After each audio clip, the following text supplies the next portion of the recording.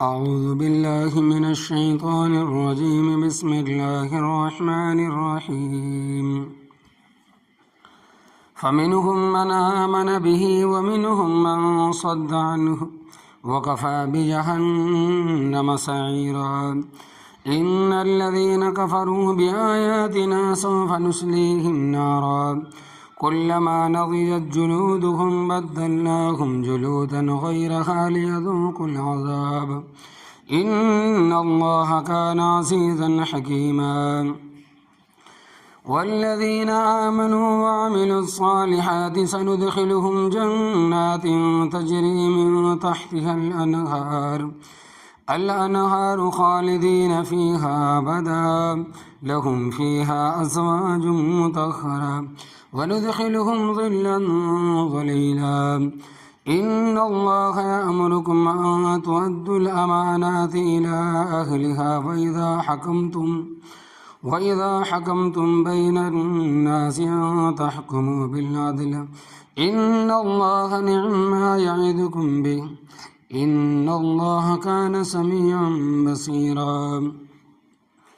يا أيها الذين آمنوا أطيعوا الله وأطيعوا الرسول وأولي الأمر منكم فإن تنازعتم في شيء فردوه إلى الله والرسول إن كنتم تؤمنون بالله واليوم الآخر ذلك خير وأحسن تأويلا.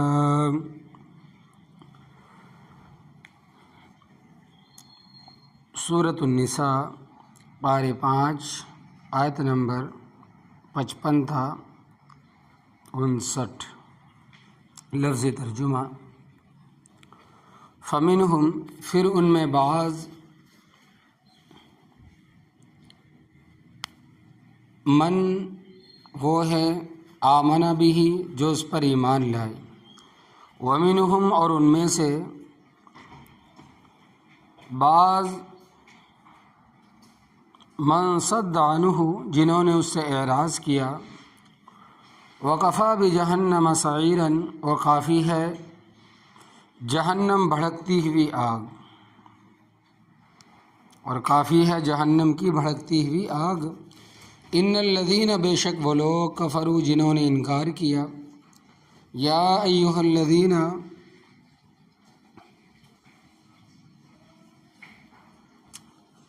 ان الذین بے شک وہ لوگ کفروا جنہوں نے انکار کیا بآیاتنا ہماری آیتوں کا سوف نصلیہم ان قریب ان کو داخل کریں گے نارن آگ میں کلما جب کبھی بھی نضجت جلودہم جل جائیں گے چمڑے ان کے بدلناہم ہم بدل دیں گے جلودن غیرہا کھالے ان کے علاوہ دوسری لیذوقوا العذاب تاکہ وہ چکھیں عذاب کا مزہ. ان اللہ بے شک اللہ تبارک و تعالی کانا ہے عزیزاً غالب حکیماً حکمت والا.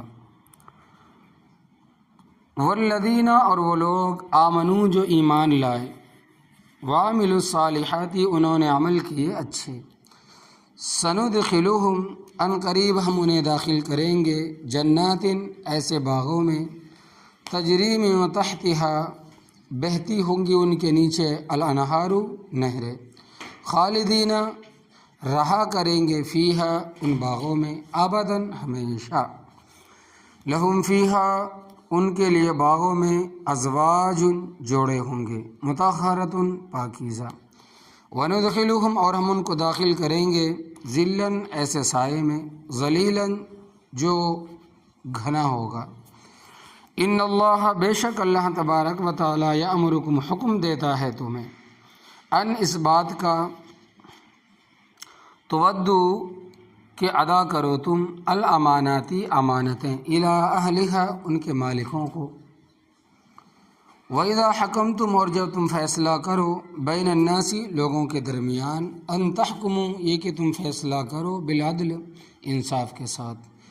ان اللہ بے شک اللہ تبارک و تعالی نعم اچھی ہے وہ چیز یعظکم بہ جس کی تمہیں نصیحت کرتا ہے. ان اللہ بے شک اللہ تبارک و تعالی کانا ہے سمیعاً سننے والا بصیراً دیکھنے والا. یا ایھا الذین، اے وہ لوگو، آمنو جو ایمان لائے ہو، اطیعوا اللہ، اطاعت کرو اللہ تبارک و تعالیٰ کی، واطیعوا الرسول، اور اطاعت کرو رسول اللہ صلی اللہ علیہ وسلم کی، واولی الامر منکم، اور ان کی جو تم میں سے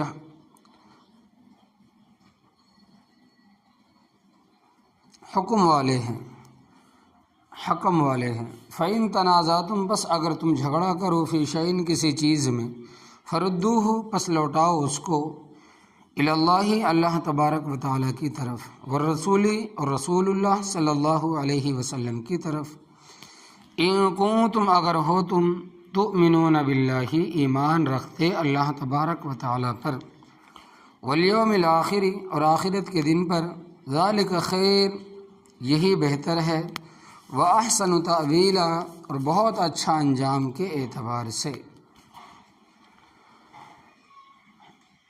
آپ تمام حضرات کے سامنے کل کی آیات میں، کل کے درس قرآن میں، یہ اس سے پہلے کی آیت کریمہ میں اللہ تبارک و تعالیٰ نے فرمایا کہ ہم نے حضرت ابراہیم علیہ السلام کے خاندان، یعنی اولاد در اولاد کو کتابیں اور دانائی عطا فرمائی، اور وَآتَيْنَاهُمْ مُلْكًا عَظِيمًا، اور ہم نے ان کو بڑا ملک دیا، یعنی اقتدار، حکومت اور خلافت بھی دی۔ تو ان انعامات کے باوجود کچھ تو صحیح راستے پر قائم رہے اور کچھ بگڑ گئے۔ تو فرمایا کہ فَمِنْهُمْ مَنْ آمَنَ بِهِ، پھر ان میں سے بعض وہ ہیں جو اس پر ایمان لائے۔ ہو ضمیر لوٹ رہی ہے نبی کریم صلی اللہ علیہ وسلم کی طرف کہ حضرت ابراہیم علیہ السلام کی نسل دل نسل میں سے وہ بھی ہے جو حضرت محمد صلی اللہ علیہ وسلم پر ایمان لائے ہیں۔ وَمِنْهُمْ مَنْ صَدَّ عَنْهُ، اور ان میں سے بعض وہ ہیں جنہوں نے اعراض کیا، گریز کیا، آپ صلی اللہ علیہ وسلم پر ایمان نہیں لائے۔ مطلب یہ ہے کہ یہود و نصارہ میں سے نیک لوگ بھی جو حضرت صلی اللہ علیہ وسلم کے اوپر ایمان لائے ہیں، اور وہ بھی تھے جنہوں نے اعراض کیا، ایمان نہیں لائے۔ وَكَفَى بِهِ جَهَنَّمَ، وَكَفَى بِهِ جَهَنَّمَ سَعِيرًا، اور کافی ہے جہنم کی بھڑکتی ہوئی آگ، سعیرن کے معنی ہیں شعلہ مارنے والی۔ دوزخ کے شعلوں سے اللہ تبارک و تعالیٰ بچائے۔ اس دنیا کی آگ میں لوہا اور بعض پتھر تک پگھل جاتے ہیں، اور جہنم کی آگ اس سے 70 گنا تیز ہوگی۔ اگر وہاں مارنا مقصود ہو تو ایک شعلہ ہی کافی ہے، مگر اللہ تبارک و تعالیٰ کا ارشاد ہے کہ لا یموت فیہا ولا یحیا، دوزخ میں نہ مرے گا اور نہ ہی جیے گا۔ مرے گا تو اس لیے نہیں کہ پھر سزا کون بھگتے گا، اور اس حالت کی زندگی کوئی زندگی نہیں۔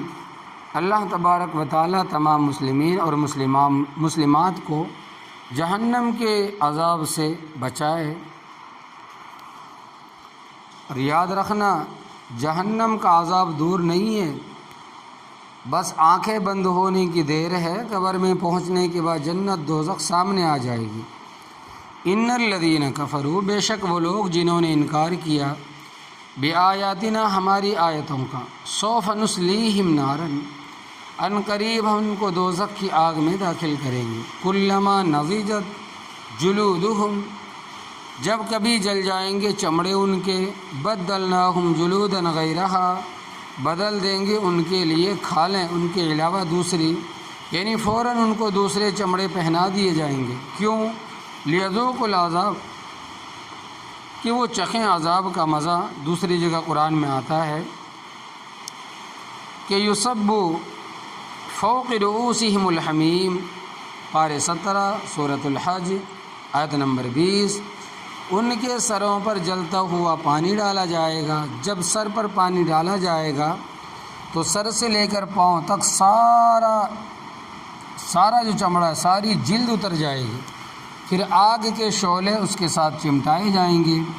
اللہ تبارک و تعالیٰ بہتر جانتا ہے کہ ان کا چمڑا 1 منٹ میں کتنی مرتبہ جلے گا، 1 منٹ میں کتنی مرتبہ جلے گا اور دوسرا پھر پہنایا جائے گا۔ یہ سلسلہ اسی طرح چلتا رہے گا۔ وہم یسترخون فیہا، وہ چیخیں ماریں گے، روئیں گے، آہوزاری کریں گے دوزخ میں۔ لہم فیہا زفیر و شہیق، پارہ 12 سورہ ہود آیت نمبر 106، کہ دوزخ میں ان کی گدھے کی آوازیں ہوں گی۔ زفیرن، گدھے کی وہ آواز جو شروع میں زور سے نکلتا ہے۔ شہیقن، گدھے کی وہ آواز ہے جو آخر میں مدھم اور بہت آہستہ آہستہ ہوتی ہے۔ اور گدھے کی آواز کے ساتھ اس لیے تشبیہ دی ہے، گدھے کی آواز کے ساتھ اس لیے تشبیہ دی ہے کہ ان آنکر الاصوات لصوت الحمیر، پارہ 21 سورہ لقمان آیت نمبر 19، کہ تمام آوازوں میں بری آواز گدھے کی آواز ہے۔ جہنمی جہنم میں بڑا وابلہ کریں گے، کہیں گے کہ ربنا اخرجنا منہا فإن عدنا فإنا ظالمون، پارہ 18 سورہ مومنون آیت نمبر 107۔ اے ہمارے پروردگار، کہیں گے جہنمی کہ اے ہمارے پروردگار ہمیں دوزخ سے نکال دے، اگر پھر ہم نے کفر و شرک اختیار کیا تو ہم ظالموں میں ہوں گے۔ اللہ تبارک و تعالیٰ فرمائیں گے کہ اقصوا فیہا، اقصا کے معنی ہے کتے کو دھتکارنا، مطلب یہ ہے کہ دفع ہو جاؤ۔ ولا تکلمون، میرے ساتھ گفتگو نہ کرو، کیونکہ میرے پیغمبر تمہارے پاس آئے، میری کتابیں تمہارے پاس پہنچی اور حق کی آواز تمہارے کانوں تک پہنچائی گئی، اس کے باوجود تم نے نہیں مانا، لہٰذا اب میرے ساتھ بات بھی نہ کرو۔ اللہ تبارک و تعالیٰ اپنے فضل و کرم سے تمام مسلمانوں کو ذلت اور رسوائی سے محفوظ فرمائیں۔ آگے فرماتے ہیں کہ ان اللہ کان عزیزا حکیما، بے شک اللہ تبارک و تعالیٰ غالب حکمت والا، اللہ تبارک و تعالیٰ کے مقابلے میں کوئی غلبہ حاصل نہیں کر سکتا، اور ہر کام اس کا حکمت پر مبنی ہے۔ یہ کافروں کے حشر کا ذکر تھا، آگے مومنوں پر عنایتوں کا ذکر ہے۔ فرمائے کہ والذین آمنوا وعملوا الصالحات، اور وہ لوگ جو ایمان لائے اور انہوں نے اچھے عمل کیے۔ صرف ایمان سے کچھ نہیں بنتا جب تک کہ عمل ساتھ نہ ہو۔ سندخلوہم، ان قریب ہم ان کو داخل کریں گے، جنات تجری من تحتها الانہار، باغات میں بہتی ہوں گی ان کے نیچے نہریں، خالدین فیہا ابدا، رہا کریں گے ان باغوں میں ہمیشہ اللہ تبارک و تعالیٰ کے فضل و کرم سے۔ جو خوش نصیب اور سعادت مند جنت میں داخل ہوگا وہ کبھی جنت سے نکالا نہیں جائے گا۔ اللہ تبارک و تعالیٰ نیکوں کو جنت نصیب فرمائے، آمین، اور بروں کو نیکی کی توفیق عطا فرمائے، آمین۔ اور معزز سامعین، اور یہ جو قبر ہے جنت دوزخ کا نمونہ ہے۔ بظاہر تو یہ مٹی کا ڈھیر ہے، مگر حقیقت یہ ہے کہ نبی کریم صلی اللہ علیہ وسلم نے ارشاد فرمایا کہ القبر روضۃ من ریاض الجنہ او حفرۃ من حفرۃ النیران، قبر یا تو جنت کے باغوں میں سے ایک باغ ہے، یہ جہنم کے گڑھوں میں سے ایک گڑھا ہے۔ اور ایک حدیث میں آتا ہے کہ مومن کے لیے قبر 70 ہاتھ لمبی اور 70 ہاتھ چوڑی ہو جاتی ہے، یعنی جو بڑا حال کمرہ بن جائے گا، اور برے آدمی کے لیے قبر اس قدر تنگ ہو جاتی ہے کہ اس کی دائیں جانب کی پسلیاں بائیں جانب میں اور بائیں جانب کی دائیں جانب میں گتھم گتھا ہو جائیں گی، گھس جائیں گی۔ بظاہر تو ہمیں کچھ بھی نظر نہیں آتا، اور اگر قبر میں جو کچھ ہوتا ہے ہمیں دکھا دیا جائے تو ہماری ساری زندگی بے لذت ہو جائے، اٹھنا بیٹھنا بے لذت ہو جائے، کھانا پینا پہننا اوڑھنا سب بے لذت ہو جائے، کسی چیز میں مزہ نہ آئے، اور آدمی دنیا کا کوئی کام نہ کر سکے۔ اللہ تبارک و تعالیٰ اور اس کے رسول صلی اللہ علیہ وسلم نے جو کچھ فرمایا بالکل حق ہے، برحق ہے، اور ہمارے لیے ایمان بالغیب ہے، کچھ بھی نظر نہ آئے ہم نے ماننا ہے۔ نبی کریم صلی اللہ علیہ وسلم نے جو کچھ فرمایا آنکھیں بند کر کے اس کو قبول کرو۔ فرمایا کہ لہم فیہا ازواج مطہرہ، جنتیوں کے لیے ان کے باغوں میں جوڑے ہوں گے، پاکیزہ عورتوں کے لیے مرد اور مردوں کے لیے عورتیں پاکیزہ۔ تو اس طرح کے بخاری شریف کی روایت ہے کہ نہ پیشاب کریں گے، نہ پاخانہ، نہ بلغم، نہ تھوکیں گے، نہ ناک سے نہ منہ سے کوئی گندگی نکلے گی۔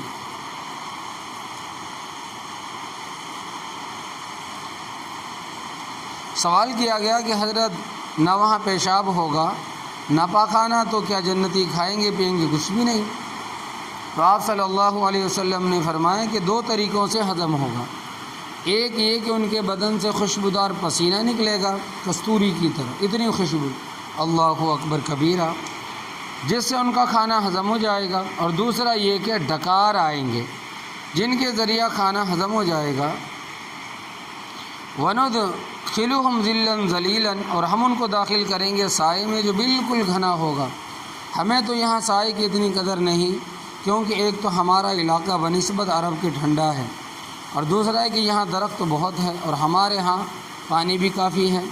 ان کو پانی کی بھی قدر تھی اور درختوں کی بھی قدر تھی، سایہ دار درخت ان کو جنت لگتا تھا، لہذا ان کو سمجھایا کہ وہاں جاؤ گے تو بڑے گھنے سائے والے درخت ہوں گے اور پانی کی نہریں بھی بہہ رہی ہوں گی۔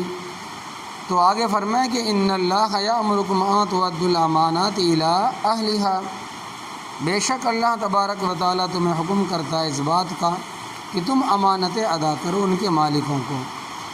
اگر کسی آدمی کے پاس کسی کو کوئی امانت ہے تو وہ اس کے حوالے کرے، برابر ہے کہ وہ امانت مال کی ہو یا علم کی ہو یا مشورے کی ہو۔ بات کی امانت تو سارے ہی سمجھتے ہیں کہ اگر کسی شخص کے پاس مال امانت رکھا ہے تو صاحب مال جب طلب کرے تو وہ اس کے حوالے کر دے، اور اس کی اس حد تک حفاظت کرنی ہے کہ روپے والے بٹوے پر جو دھاگا بندھا ہوا ہے،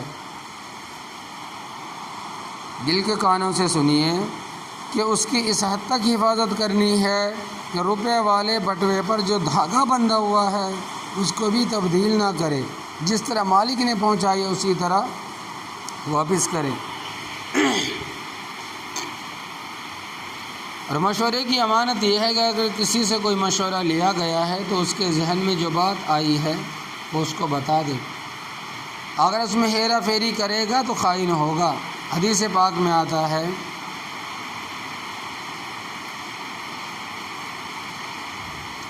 کہ جس سے مشورہ طلب کیا گیا ہے وہ امین ہے، وہ مشورہ دینے میں خیانت نہ کرے۔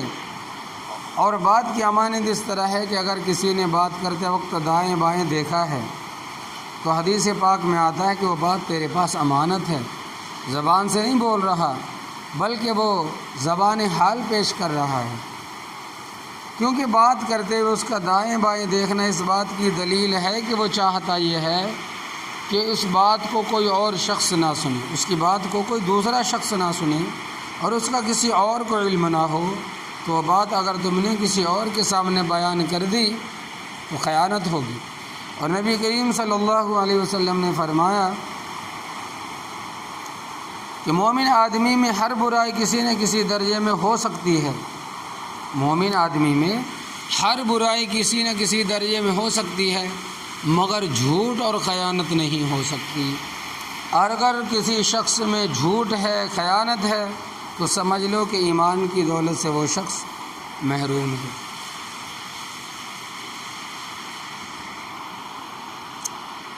اس طرح نبی کریم صلی اللہ علیہ وسلم سے پوچھا گیا کہ حضرت مومن بزدل بھی ہوتا ہے؟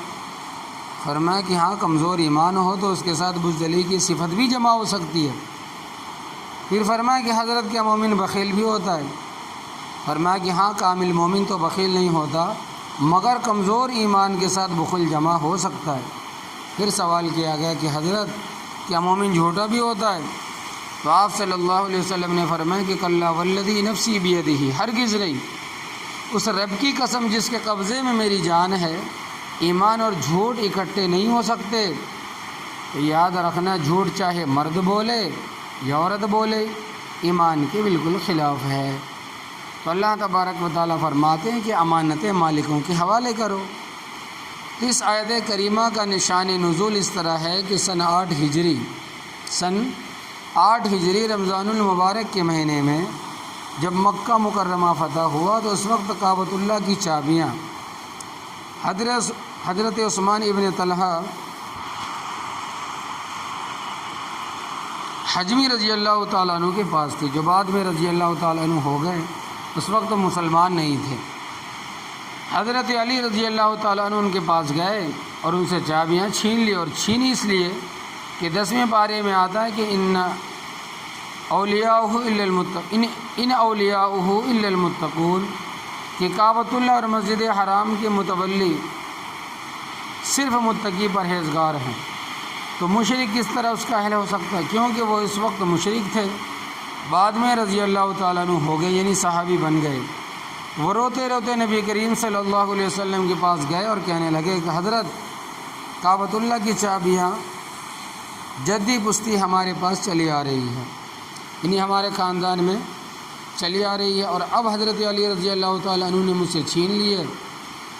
نبی کریم صلی اللہ علیہ وسلم نے حضرت علی رضی اللہ تعالیٰ عنہ کو بلایا اور فرمایا کہ علی، کیا تو نے اس سے چابیاں چھینی ہیں؟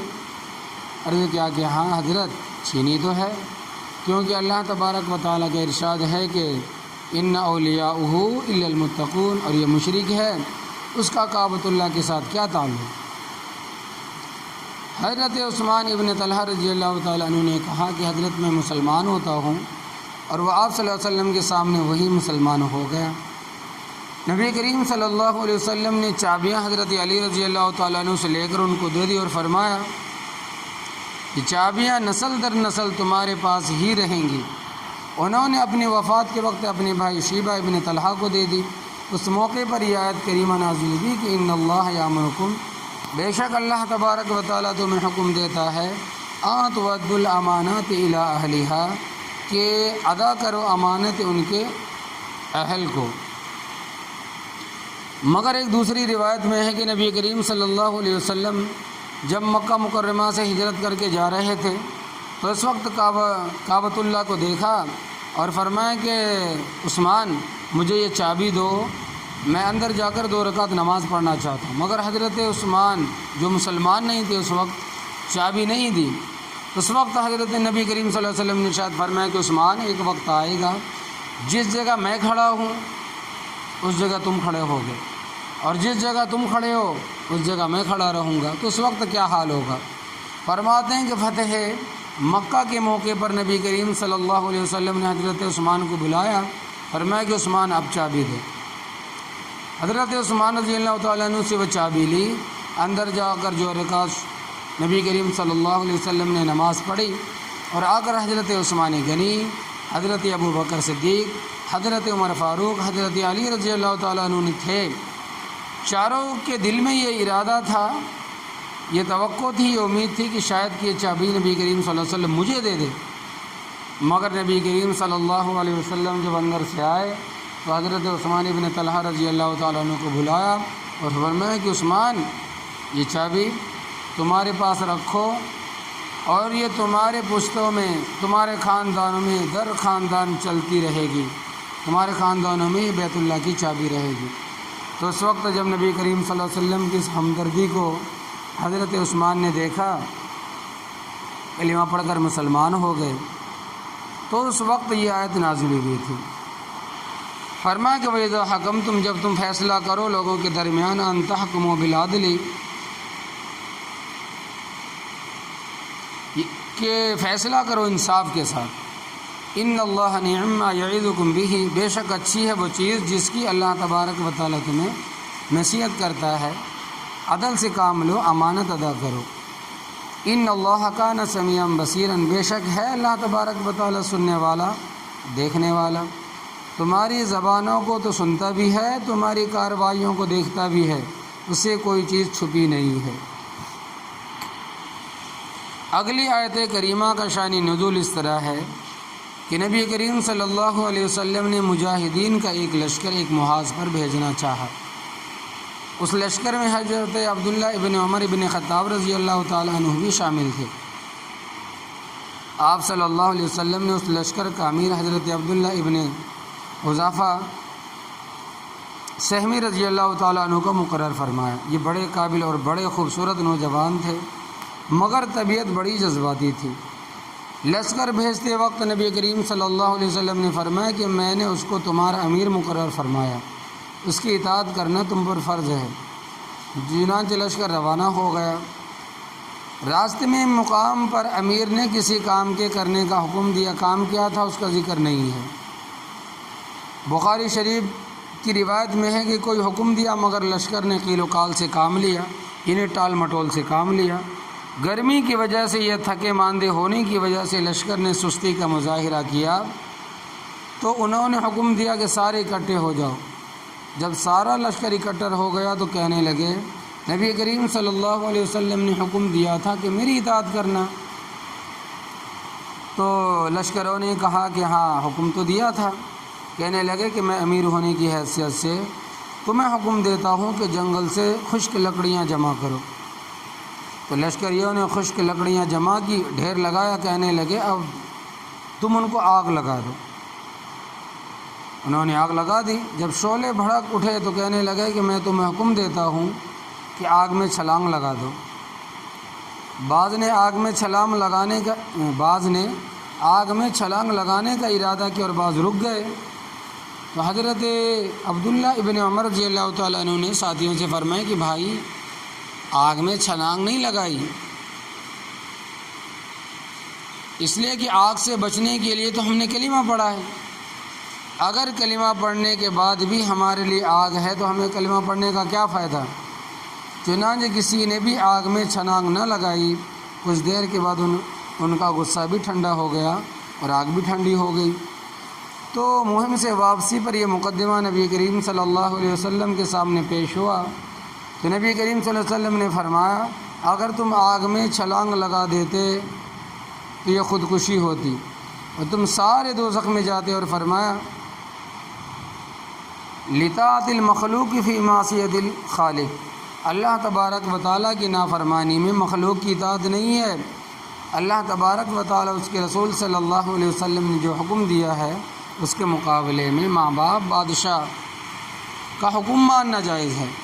حضرت عبداللہ ابن حذیفہ سہمی رضی اللہ تعالیٰ عنہ جذبات میں آ کر یہ بات کہہ دی تھی، حالانکہ جلیل القدر صحابی رضی اللہ تعالیٰ عنہ تھے۔ حضرت عمر رضی اللہ تعالیٰ عنہ کے دور میں جب رومیوں کے ساتھ جنگیں ہو رہی تھی، یہ بھی ان میں شریک تھے، ایک مقام پر یہ بھی گرفتار ہو گئے۔ تو دوسرے قیدیوں کے ساتھ جب ان کو ہرقل الروم قیصر و کسریٰ جس کا لقب تھا سامنے پیش کیا گیا تو اس کی نظر جب ان پر پڑی کہ بڑا خوبصورت صحت مند نوجوان ہے تو اس نے ان سے گفتگو کی تو وہ بھی بڑی معقول تھی۔ تو ہرقل الروم نے کہا کہ برخوردار تو اس طرح کر کے تو عیسائی بن جا، تزوجک ابنتی، میں تجھے اپنی بیٹی کا رشتہ دے دوں گا۔ اور فرماتے ہیں کہ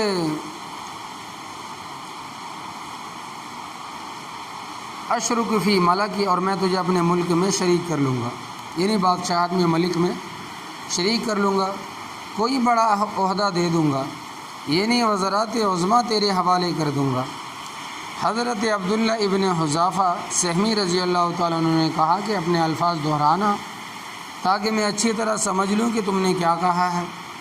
ہرقل الروم نے اپنے الفاظ دہرائے کہ میں تجھے اپنی لڑکی کا رشتہ دینا چاہتا ہوں اور ملک میں یعنی بادشاہت میں بڑا عہدہ بھی دوں گا اگر تم عیسائی بن جاؤ۔ تو انہوں نے کہا کہ تم تو ایک علاقے کے بادشاہ ہو، اگر تم ساری دنیا کے بادشاہ ہو جاؤ اور اپنا تاج اتار کر میرے سر پر رکھ دو اور حکومت میرے کوئی اور شریک بھی نہ ہو، اور حکومت میں میرے ساتھ کوئی دوسرا شریک بھی نہ ہو، پھر بھی میں عیسائیت قبول کرنے کا تصور دل میں نہیں کر سکتا، کرنا تو دور کی بات تصور بھی نہیں کر سکتا۔ بڑے پختہ لوگ تھے۔ اللہ اکبر کبیرہ۔ پھر ابن کثیر رحمۃ اللہ علیہ واقعہ نقل کرتے ہیں کہ لوہے کے بڑے بڑے کڑا جن میں گڑ بنایا جاتا ہے ان میں تیل ڈالا ہوا تھا، ایک ایک قیدی کو جلتے تیل میں ڈالتے تھے، پکوڑے کی طرح تل جاتا تھا، مگر ایمان سے کوئی نہ پھرا۔ اللہ تبارک و تعالی ہمیں ایسے امتحان سے بچائے۔ ہمارا ایمان بہت کمزور ہے، اسی وجہ سے ہم ایسی آزمائشوں میں نہیں آئے۔ پہلے زمانے میں ایسے لوگ بھی گزرے ہیں کہ جن کو ناف تک زمین میں گاڑ کر سر پر آری رکھ کر مطالبہ ہوتا تھا کہ ایمان چھوڑ دو ورنہ ہم تمہیں آری سے چیر کر 2 ٹکڑے کر دیں گے، وہ 2 ٹکڑے ہو جاتے تھے مگر ایمان نہیں چھوڑتے تھے۔ اللہ اکبر کبیرہ۔ اور ایسے لوگ بھی گزرے ہیں کہ لوہے کی کنگھیوں سے ان کے جسم سے چمڑے اور گوشت ادھیڑے جاتے تھے، ادھیڑ دیے جاتے تھے، صرف ہڈیاں رہ جاتی تھیں مگر پھر بھی ایمان نہیں چھوڑتے تھے۔ تو اللہ تبارک و تعالیٰ فرماتے ہیں کہ یا ایھا الذین آمنو، اے وہ لوگو جو ایمان لائے ہو، اطیعوا اللہ و اطیعوا الرسول، اطاعت کرو اللہ تبارک و تعالیٰ کی اور رسول اللہ صلی اللہ علیہ وسلم کی، وَأُولِي الْأَمْرِ مِنْکُمْ، اور ان کی جو تم میں سے حکم والے ہیں۔ لیکن فَإِن تَنَازَعْتُمْ فِي شَيْءٍ، پس اگر جھگڑا کرو تم کسی چیز میں، تم کچھ کہتے اور حاکم کچھ کہتا ہے، فَرُدُّوهُ إِلَى اللَّهِ وَالرَّسُولِ، بس لوٹاؤ تم اس کو اللہ تبارک و تعالیٰ کی طرف اور رسول اللہ صلی اللہ علیہ وسلم کی طرف، کیونکہ مسلمانوں کی آخری عدالت اللہ تبارک و تعالیٰ اس کے رسول ہے۔ ان کنتم تؤمنون باللہ، اگر ہو تم ایمان رکھتے اللہ تبارک و تعالیٰ پر، والیوم الآخری، اور آخرت کے دن پر، اگر بادشاہ اور رعایا میں کوئی جھگڑا ہو جائے تو اللہ تبارک و تعالیٰ اور رسول اللہ صلی اللہ علیہ وسلم کی طرف رجوع کرو، جو فیصلہ فرمائے اس کو قبول کرو۔ اور آپ صلی اللہ علیہ وسلم کا فیصلہ یہ ہے کہ اللہ تبارک و تعالیٰ کی نافرمانی میں مخلوق کی اطاعت نہیں ہے۔ فرمایا کہ ذالک خیر و احسن تأویلا، یہی چیز بہتر ہے اور اچھی ہے انجام کے اعتبار سے، کہ تم نے آخری عدالت اللہ تبارک و تعالیٰ اور اس کے رسول صلی اللہ علیہ وسلم کو تسلیم کیا ہے۔ اللہ تبارک و تعالیٰ ہمیں صحیح مسلمان بننے کی توفیق عطا فرمائے، آمین یا رب العالمین۔ دعا فرما لیں۔